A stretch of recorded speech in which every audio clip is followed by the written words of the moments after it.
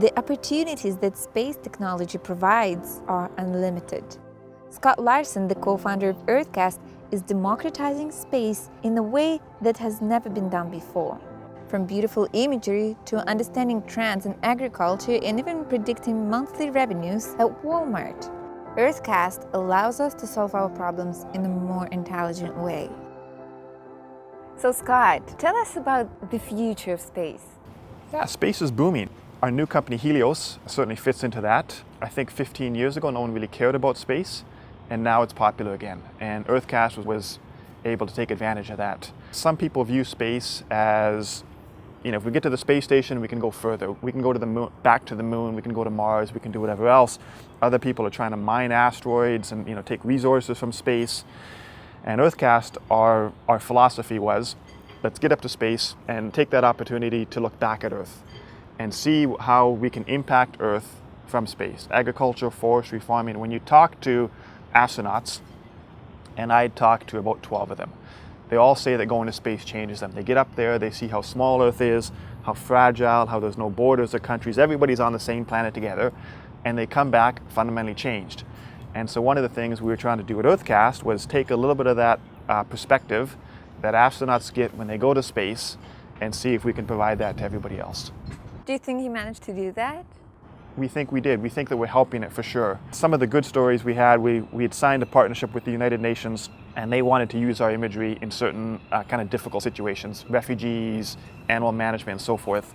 And last summer they called up and said that they had heard that ISIS in Syria had destroyed the temple of Palmyra. So they called up and said, are you able to give us a picture of this temple in Syria? And it turned out that that image that we sent to them was the first external evidence that they had that temple had in fact been destroyed. So setting up commercial cameras on the International Space Station is a very ambitious project. Tell me where you came up with this idea. So my brother Wade came to me and said, there's this opportunity to put some cameras on the International Space Station. Not quite sure what this means, but do you think it's a good idea from a technology standpoint, and can you raise some money? And I said, I think it's a great idea, and we can raise a little bit of startup money. And so we did. We started it in Christmas 2010, signed an agreement with Roscosmos, which is the Russian space agency. We give them the cameras, they do the launch, the installation, the power of the downlink, and then we split the data. And then we raised $500,000 to fly to Moscow, meet Roscosmos, see if we get some traction, and kind of go from there. Setting up a technology in space is obviously not a simple task. What were some of the technical issues? Yeah, and that's actually one of the things about space is that you have to build an organization, a technical staff, legal, regulatory framework, all of it. You have to act like an international company before the cameras even go up in space.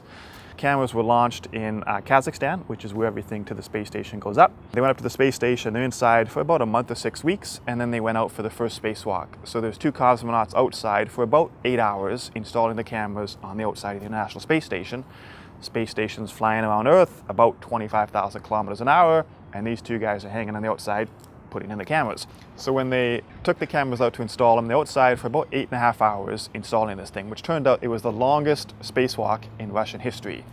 They clipped them into place, plugged in data and power, and it turned out that the data cable didn't work. So they tried to solve it then, they couldn't. They took the cameras back off, back inside, found the problem, and then a month later scheduled another spacewalk where they went out, clipped them in place, and they thankfully worked at the time. But yeah, space is hard, and you have to go through technical challenges, and it's in space, and you can't control it, and you're working with other people. All that made it more difficult, and as a new public company, just added to the whole stress and anxiety, and the share price is going up and down, and all that's happened at the same time. And so it's a good story now, but it had some stress at the time for sure.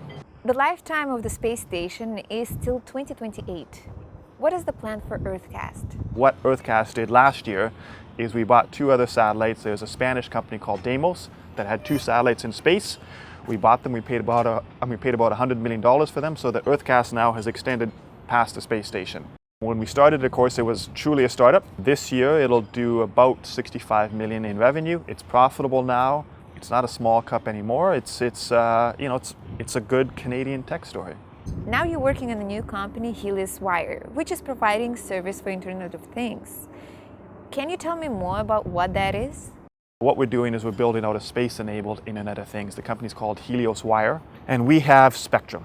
which is the right to send data from Earth to space. It's all controlled by the UN, and we have 30 megahertz of S-band spectrum. And without getting too technical, basically what that means is that we can build out a little tag, a little transmitter. It's about the size of your phone.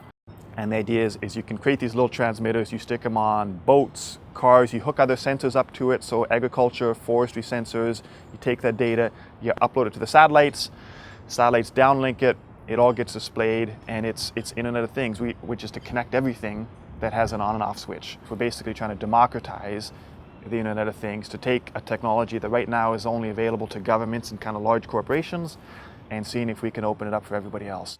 Well, thank you very much, Scott, for chatting with us today. It's very exciting what Helios Wire is doing, and I hopefully am going to chat with you about it in the near future. Yeah, thank you. I appreciate it. Thank you.